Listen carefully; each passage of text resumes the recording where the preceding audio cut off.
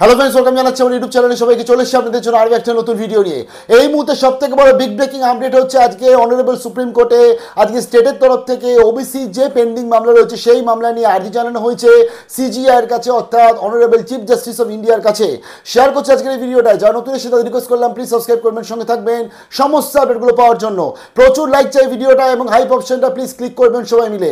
তো আজকের আমাদের সিনিয়র অ্যাডভোকেট স্টেটের তরফ থেকে দাঁড়িয়েছেন কপিল সিব্বল। তিনি আজকে আমাদের অনারেবল সিজিআই এর কাছে গিয়ে সুপ্রিম কোর্ট অফ ইন্ডিয়াতে রিকোয়েস্ট করেছে তার বেঞ্চে যে আজকে যে এসএলপি তারা দায়ের করেছে, অর্থাৎ যে বা স্টেট হয়ে গেছে যে আমাদের কলকাতা হাইকোর্টে অনারেবল ডিভিশন বেঞ্চে 140টা যে লিস্টকে স্টে করে দেওয়া হয়েছে, সেই রেসপেক্টে যে বর্তমানে তারা এসএলপি দায়ের করেছে সেই নিয়ে তিনি কিন্তু তার বক্তব্য রেখেছে।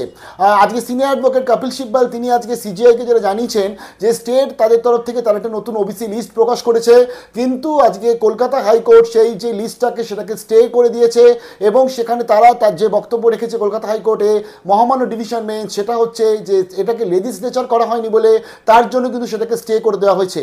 এবং আজকে সিনিয়র অ্যাডভোকেট কপিল সিব্বল তিনি জানিয়েছেন সুপ্রিম কোর্ট অফ ইন্ডিয়া আর সিজিআইকে যে আজকে এটা কিন্তু ভায়োলেট করছে তার অর্ডারকেই, তো তার জন্য এটা ইমিডিয়েটলি যাতে শোনা হয়। তো এই সমস্ত কিছু শোনার পরবর্তী এবং ইন্দিরা সাহানির যে কেসটা রয়েছে সেটাকেও আজকে সিজিআই কিন্তু এখানে এনেছে, বলেছে, রেফারেন্সে বক্তব্য রেখেছে। তো আজকে যেটা ফাইনালি বক্তব্য যেটা চলে এসেছে, এই যে মামলাটা এই মামলাটাকে আর্জেন্ট হিয়ারিংয়ের মধ্যেই রাখা হচ্ছে এবং নেক্সট মানডে অর্থাৎ 28 তারিখে এর হিয়ারিং হতে চলেছে অনারেবল সুপ্রিম কোর্টে অনারেবল সিজিআইয়ের বেঞ্চে। তার ফলে স্টেটের তরফ থেকে আজকে যে আর্গিউ করা হয়েছিল, যে রিকোয়েস্ট করা হয়েছিল, সেই রিকোয়েস্টটা রাখা হয়েছে এবং সামনের সোমবার ভাগ্য নির্ধারণ হতে চলেছে যে সুপ্রিম কোর্ট অফ ইন্ডিয়াতে অনারেবল সুপ্রিম কোর্ট অফ ইন্ডিয়াতে 140টা লিস্টকে যেটা হাইকোর্ট স্টে করে দিয়েছে সেই স্টেটা থাকবে নাকি সেই স্টেটা উইথড্র হয়ে যাবে, অর্থাৎ ওবিসি এ ওবিসি বি থাকবে নাকি ওবিসি থাকবে। এদিকে আজকেরও কিন্তু কলকাতা হাইকোর্টে হিয়ারিং হতে চলেছে, কি আপডেট আসে তার নিশ্চয়ই শেয়ার করবো, কারণ সেখানে কিন্তু শুধুমাত্র আজকে ডাব্লিউবিসিএপির কন্টেম্প পিটিশন নয়, তার সাথে জেমাস এবং জয়েন্টের যে পিটিশন সমস্ত কিছু কিন্তু রয়েছে। এবং জানিয়ে দিই আজকে অনারেবল সুপ্রিম কোর্টে কিন্তু আজকে কপিল সিব্বল তিনি এই কন্টেম্প পিটিশনের কথাটাও কিন্তু পরিষ্কার জানিয়েছেন যে একটা কন্টেম্প পিটিশন কিন্তু এই রেসপেক্টে হয়েছে বর্তমানে করা, তার ফলে পুরো জিনিসটা আটকে রয়েছে।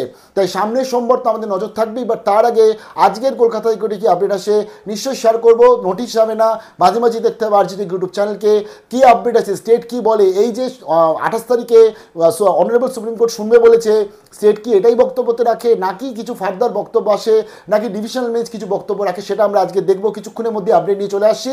বাট একটা ভালো খবর যেটা, যে অনারেবল সুপ্রিম কোর্টে 28শে জুলাই এর হিয়ারিং হতে চলেছে, এটা মোটামুটিভাবে একটা খুব ভালো আপডেট। অর্থাৎ একটা ফাইনালি আমরা একটা ডেট পেলাম, অর্থাৎ 29শে জুলাই যেন মেন মামলার হিয়ারিং ছিল এবং 28 তারিখে সবাই প্রেজেন্ট থাকবে যারা মেন মামলা রয়েছে, তারপর 28 তারিখে আমরা একটা সলিউশন পেয়ে যাব। আর আজকের কলকাতা হাইকোর্টে অনারেবল কলকাতা হাইকোর্টে ডিভিশন বেঞ্চে কি আপডেট আছে শেয়ার করছি। State with আরজিটি।